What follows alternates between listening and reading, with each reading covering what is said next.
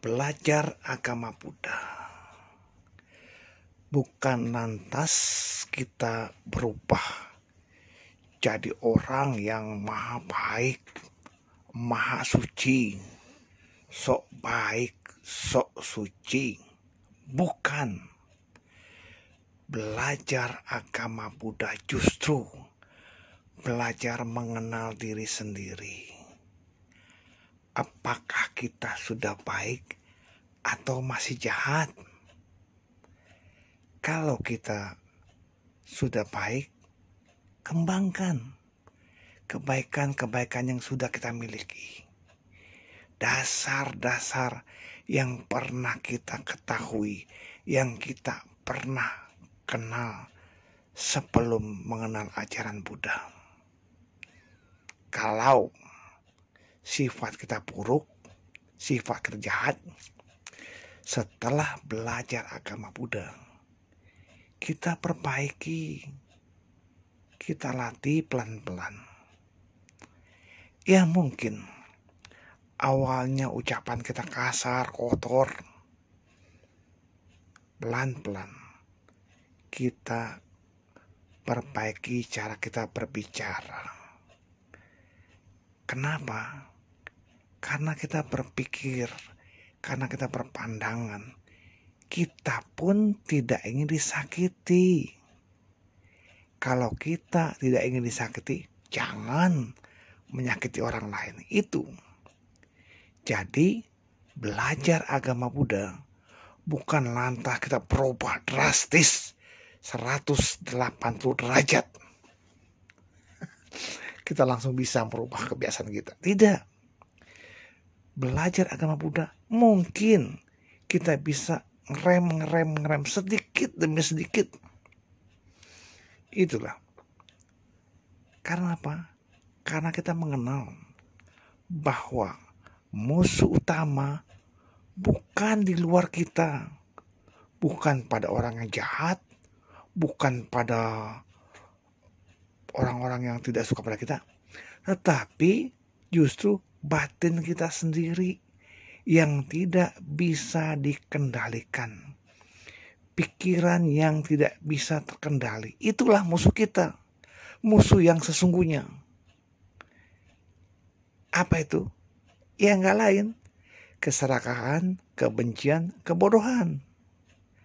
Makanya untuk pertama kali belajar agama Buddha, Guru Agung kita, Buddha Gautama, mengajarkan pertama kali dan utama adalah dana.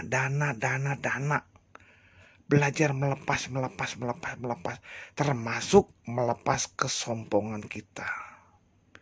Itulah. Ayo belajar.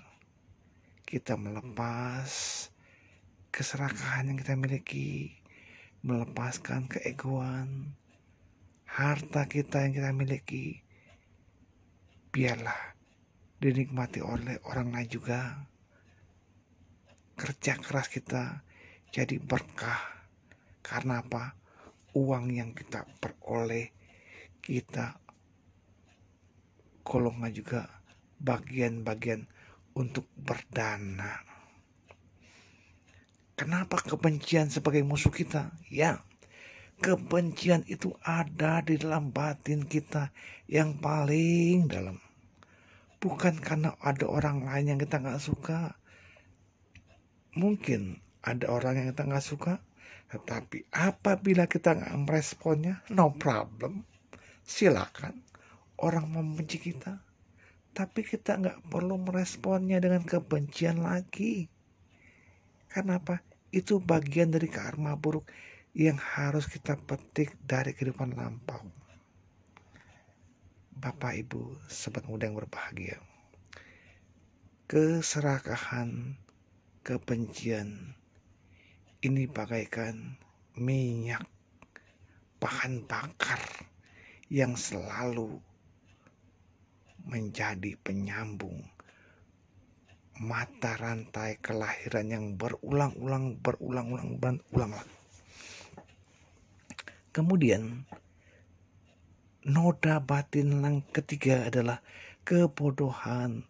Inilah akar dari semua kejahatan-kejahatan yang muncul dari dalam diri kita, bukan dari luar, dari diri kita. Tadi pikiran yang tak terkendali, batin yang diliputi oleh loba, dosa, dan moha adalah musuh yang ada dalam diri kita. Kalau kita lihat lagi, siapa sahabat yang paling dekat dengan kita? Sahabat kita yang paling dekat adalah pikiran atau batin yang diliputi oleh ketidakserakahan, ketidakbencian, dan ketidakbodohan atau kebijaksanaan.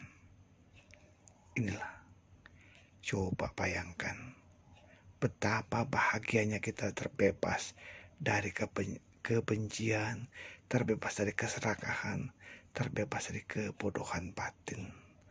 Bahagia. Kita tak punya serakah, tak punya sifat benci, iri, tak punya sifat bodoh. Atau kita jadi orang bijaksana. Belajarlah. Dengan belajar, kita bukan lantas jadi orang lain, tetapi kita akhirnya mengenal bahwa yang ini kita yang salah, yang ini kita yang benar. Pilih mana, yang benar atau yang salah?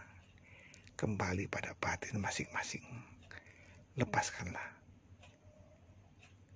keserakahan, kebencian, kebodohan. Kembangkanlah ketidakserakahan, ketidakbencian, dan ketidakbodohan atau bijaksana. Semoga kita bisa mencari jati diri yang terbaik. Semoga semua makhluk hidup berbahagia. Sadu, sadu, sadu.